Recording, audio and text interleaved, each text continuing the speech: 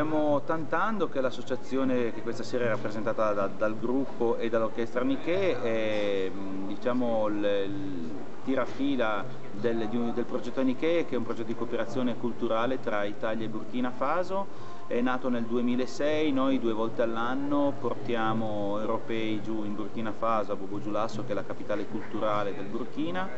un paese molto molto povero dal punto di vista economico, ma molto ricco dal punto di vista culturale, ed è per questo che noi ci siamo innamorati e stiamo cercando di aiutare a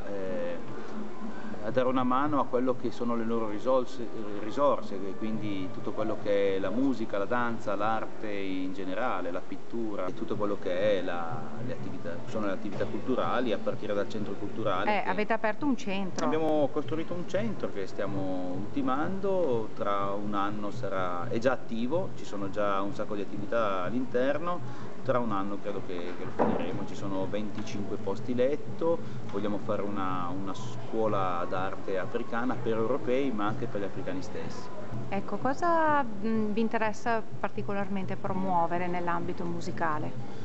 Ma guarda, l'ambito musicale a noi non interessa in quanto musica, ma in quanto un linguaggio comune che ci ha permesso in questi anni di entrare in vero contatto col popolo africano, che è veramente un popolo, soprattutto della zona che conosciamo noi, incredibilmente sociale ma anche incredibilmente povero, e il fatto di suonare un djembé piuttosto che un altro strumento africano ci ha messo in condizione sia dal primo minuto di non essere turisti, ma di essere persone interessate alla loro cultura e quindi essere ascoltate in un altro modo. Non siamo i ricchi europei che andiamo giù e cercano di spremere in qualche modo, no, siamo persone come loro, innamorate della musica, in questo caso della loro musica, e attraverso questa costruiamo il nostro progetto, che si è allargato tantissimo anche a livello sanitario. Quando andiamo giù cerchiamo di aiutare il piccolo ospedale del quartiere, portiamo qualsiasi tipo di medicinale nei villaggi rurali,